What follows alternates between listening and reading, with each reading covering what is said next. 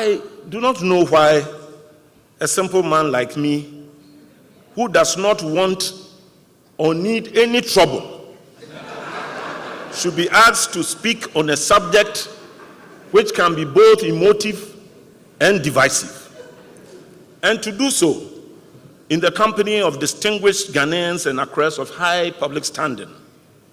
Considering the quality and experience of the discussants on this panel, I approach the subject matter of this evening's conversation in this jubilee year of our country with some trepidation. Mr. Chairman, this year being our school's 90th anniversary, I am reminded that Achimota did not train us to tremble in the face of difficulties, but the school prepared us to think sometimes outside the box, to excite our mental faculties, to address issues by finding solutions to problems, and generally to go out into every part of our country as living waters to a thirsty land. Mr. Chairman, I have seen many definitions of ethnicity, but the one which, in my view, best describes the word is that which sees ethnicity as the fact of belonging to a social group whose members have a common or similar history, culture, language, social norms, and mores. But, Mr. Chairman, there is another word, which probably, because of its pejorative connotation, is not fashionable to use these days, and that word is tribe. Ladies and gentlemen, the word ethnicity compared to the word tribe, which is more primordial, is a rather genteel word. In our context, no one should have any doubt what tribe or tribal means. I'll be using these words interchangeably. Ethnicity in our political development, learnings in a 60-year journey. That is the title of our discourse today. It is useful to start by examining what some others have said or written on this or similar topics. In the Brink of Disaster, a collection of lectures and writings of Ken Saro-Wiwa, he postulates that the lack of competent personnel, the canalization of all energies into the struggle for power, debilitating corruption, and other social evils have arisen because we have ignored the ethnic nature of our society. Ken Saro-Wiwa draws the distinction between ethnicity and ethnocentrism, suggesting that while ethnicity is permanent, its misuse against other groups is what must be fought. In an article on ethnicity and politics in Ghana, Naomi Chazen argues that despite the differences in regime types and ideological positions, ethnicity has come to play an increasing role in the politics of Ghana. At a wedding of his son, to whom I was the best man in 1980, Mr. W.A. Wiafe, later Nana Wiafe Kwajane, a noted Ghanaian businessman, politician, and chief of Kwawu extraction, said, "When I was growing up, you were expected to marry from your town or village, or at least from your own tribe. But today, my son is marrying a lady whose parents are Fanti. The world," he said, "is becoming smaller."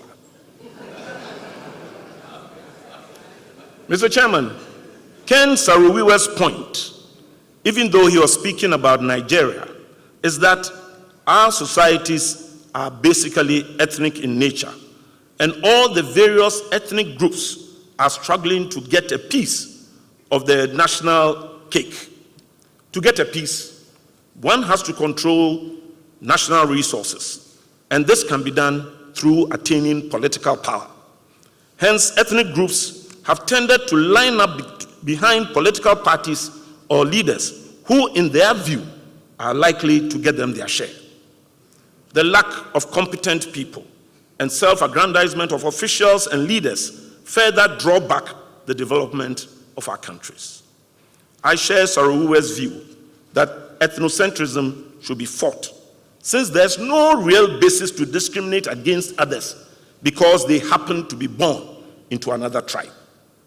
I will be discussing with you the perceptions of the Ghanaian people about the various Ghanaian governments 60 years on, and how ethnicity has played a role in our political development.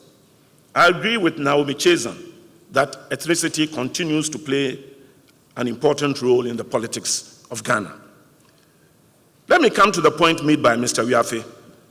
He is showing us that in the past, our horizons were limited to where we came from, to our immediate environs.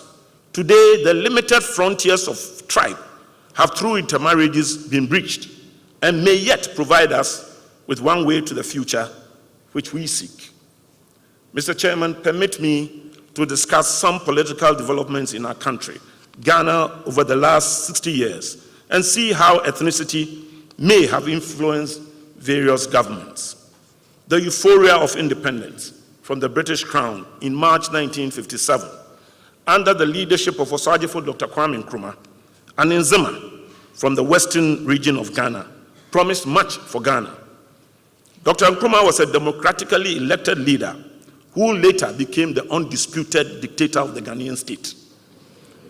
During his tenure, however, ethnicity did not come up as an issue, even though initially Ashanti, parts of the north, and pockets of Accra and the Volta region were implacably opposed to his CPP government. Nkrumah, however, did have a small group of Nzima friends, who, though powerful, remained in the background for a long time. Men like Ayekumi, W.M. King-Uhao, and William Bedouansa. The trusted Ambrose Yankee, also an Nzima, was constantly by his side. Mr. Chairman, in February 1966, history tells us that Nkrumah was overthrown in a coup d'etat led by Colonel E.K. Kotoka and Eve. The National Liberation Council, which was set up by the military police leaders of the coup, was chaired by General J.A. Ankra, a Ghana. But the real powers behind the NLC were Colonel E.K. Kotoka, Major A.A. Afrifa, and Asante, and Mr. J.W.K. Harley, and Eve. On April 17, 1967, Kotoka, then a lieutenant general, was killed by Lieutenant Moses Yabua, a Bono, in an attempted coup. In 1969, General Ankra was forced to resign his position as a result of improper dealings with a Nigerian businessman, Francis Nzerebe. Afrifa, now a lieutenant general, took over as chairman of the NLC. The question of ethnicity reared its head, as it was perceived by some people that Afrifa may have had a hand in the killing of Kotoka. No evidence has ever been made available to support this perception, yet Afrifa may have paid the highest price because of this. But it has to be noted that in politics, perception sometimes mimics reality. Mr. Chairman, as we know, in 1969, the Progress Party under Professor Kofi Abrefa Buzia won elections. Buzia's victory was somewhat clouded by the fact that Nkrumah's CPP had been banned from participating in the elections. The country had promulgated a constitution based on parliamentary democracy. And in a parliamentary democracy, every member of government had to be a member of parliament. The National Alliance of Liberals, under Mr. K.A. Bedema and Eve, an astute politician who, with Kojobo Tio, had masterminded Nkrumah's victory while he was in prison in 1951, won all the seats in the Volta region.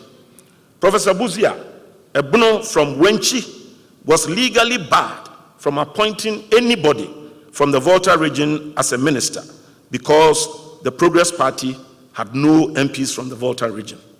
It was, however, said then and subsequently that Buzia did not want anybody from the Volta region in his government. This, of course, was not true, but once perception took hold, it became reality. Mr. Chairman, Buzia's government was overthrown in a coup d'etat led by Colonel I.K. Achampong and Asante in January 1972.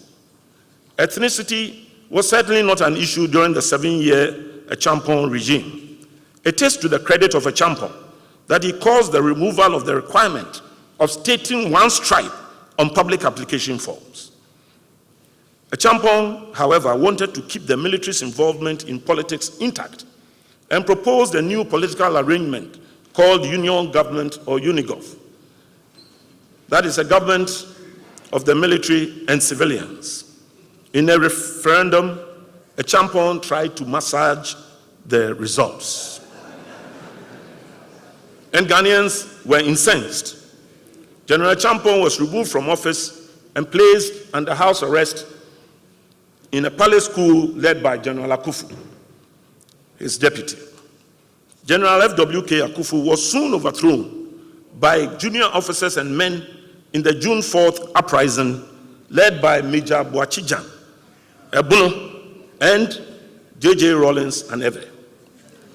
I mentioned Major Boachijan because he was the leader at the time when J.J. Rawlings was in jail. But when Rawlings took over the mic, he energized the June 4th uprising. Generals Akufu, Achampong, and the FIFA were tied to the stake and executed along other senior officers. The first two executed, Generals Achampong and Utuka, were Generals Achampong and Utuka.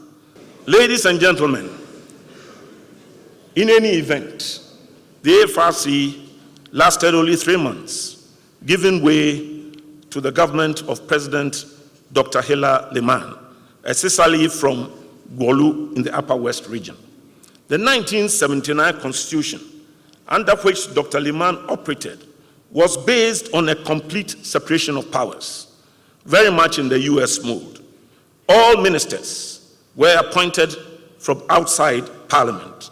Some PNP MPs resented the fact that the real power was exercised by unelected personalities. The PNP was that weakened by internal strife and cabals, making it difficult for Dr. Liman to get a firm grip on the affairs of state. It was also perceived that in Liman's government, there was a disproportionate number of people from the three northern regions, and this was also resented by some in his party. And especially after the death of his mentor, Alhaji Imoru Igala, it was obvious that the center could not hold. It was therefore not surprising that Flight Lieutenant J.J. Rawlings, the chairman of the AFRC, who had handed over power peacefully to Dr. Liman, took back power by force of arms on 31st December 1981. Rawlings' tenure, first as a military dictator, ruling by decree, and then as leader of the National Democratic Congress with a huge parliamentary majority, was marked by the perception that there was a shadowy group of kinsmen, mainly members of the Ajovia clan of the Anlo state, which met regularly and took decisions which were favorable to their ethnic group. This, of course, may be entirely false, but in politics, perceptions may mimic reality. After Rawlings' 2 terms, J.A. Kufuor and Asante and his new patriotic party won elections in 2000. It was the first time that Ghana had witnessed a political turnover from one political party to another.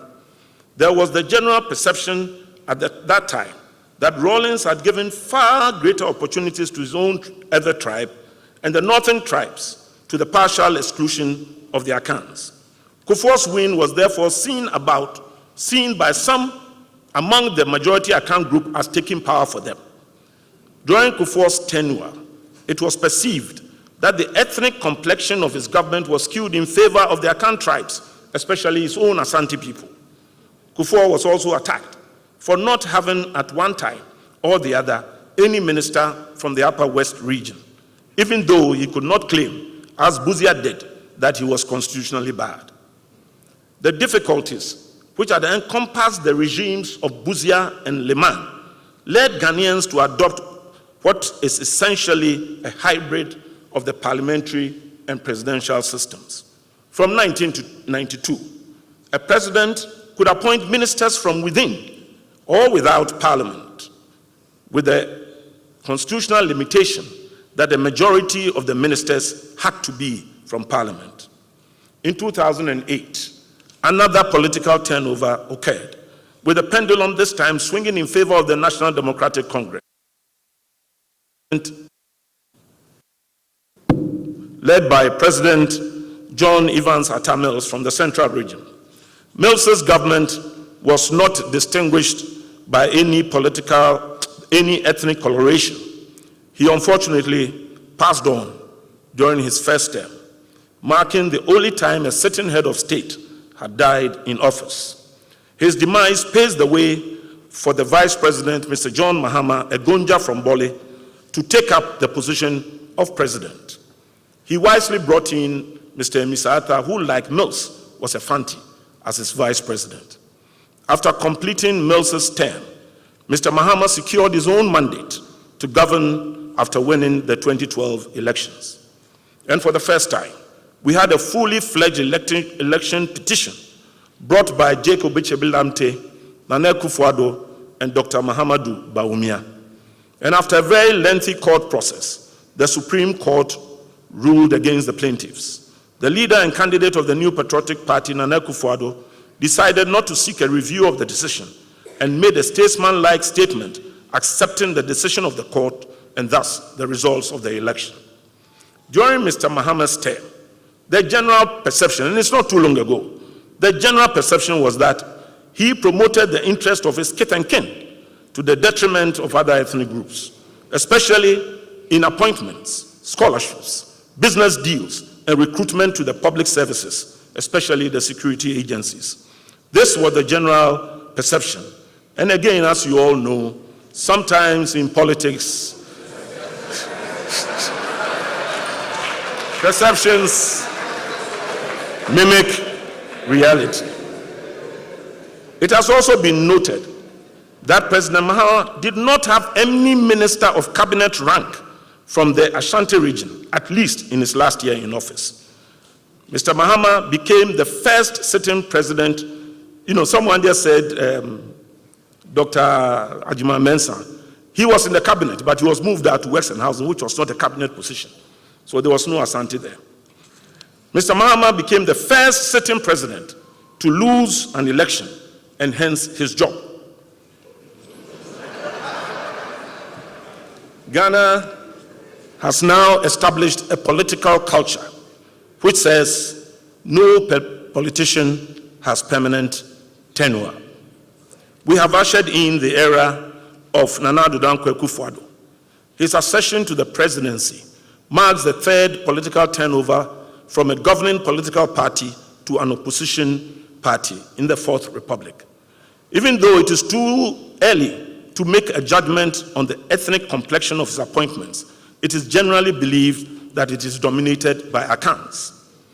Today in Ghana, we have two major political parties, the National Democratic Congress and the New Patriotic Party, which are the only parties represented in Parliament. It is a fact that the National Democratic Congress draws its support mainly from the Volta and the three northern regions. And the New Patriotic Party also draws its support largely from Ashanti and the eastern regions. In the 2016 elections, the NPP made substantial gains in the Upper West region. The swing regions of Greater Accra, Western and Central regions went with the NPP this time around. So can we then say that the NPP is an Ashanti party or that the NDC is an Ewe party?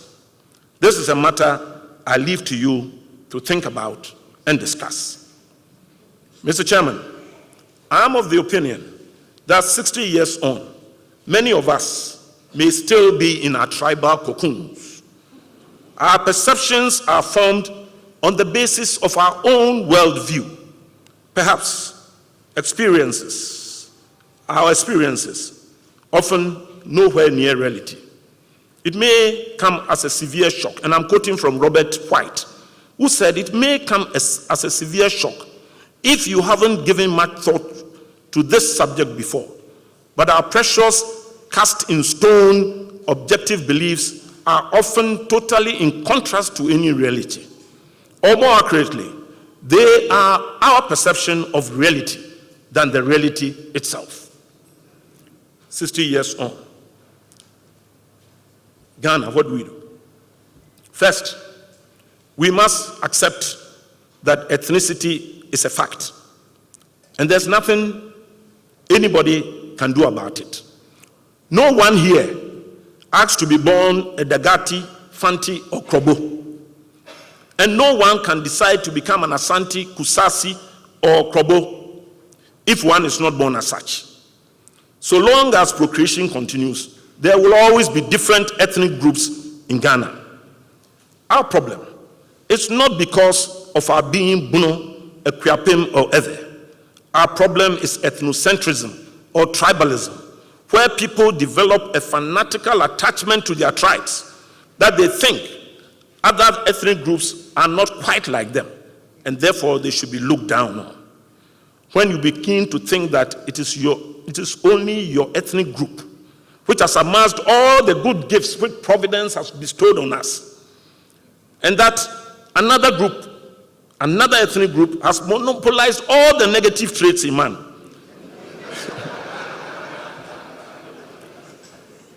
then, my brothers and sisters, we get into the realm of stereotyping.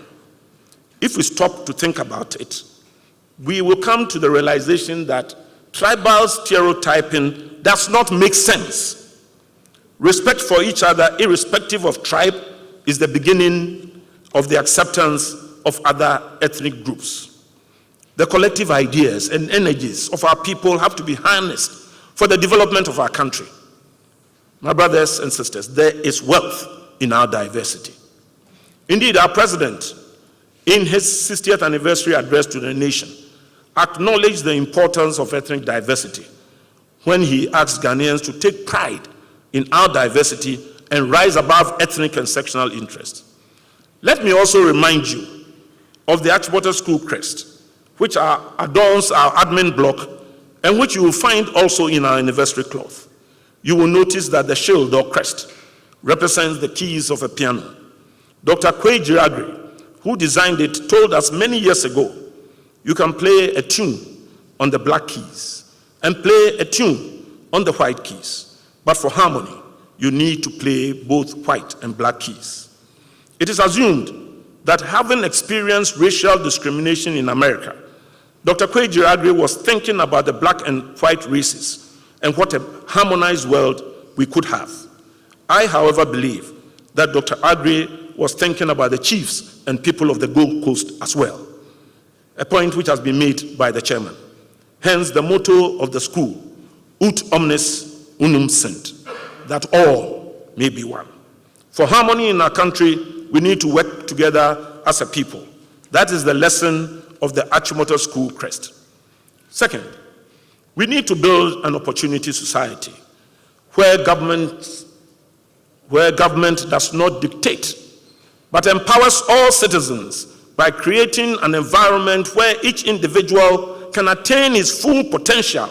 I will say to any head of state that within the limits of the law, select anybody who is qualified, even if you find such a person in your kitchen, but be prepared to face the consequences of your action. Mr. Chairman, I was born by an Ahanta woman from Disco, so I'm from Disco. My father was an Asante man from Sipetimpum in the Kumasi metropolis. I started school in Kumasi and continued at Achimota and Legon. I married an Achim woman from Kukrentumi. I live in Accra and work in Tema. I have business interests in Koforidua, Accra, Kumasi, and in the Yensuanu district. My closest friends include a Bono man from Drobo, an Ewe from Topalime, a Gan from Usu, and an Asante from Kwamai. Two of my sisters are married to Dagombes, one from Lamashegu and the other from Gushegu. Where I am today, I want to ask a question, whether it has anything to do with my being an Ahanta. So who am I? Ladies and gentlemen, dwell on that for a while. I thank you.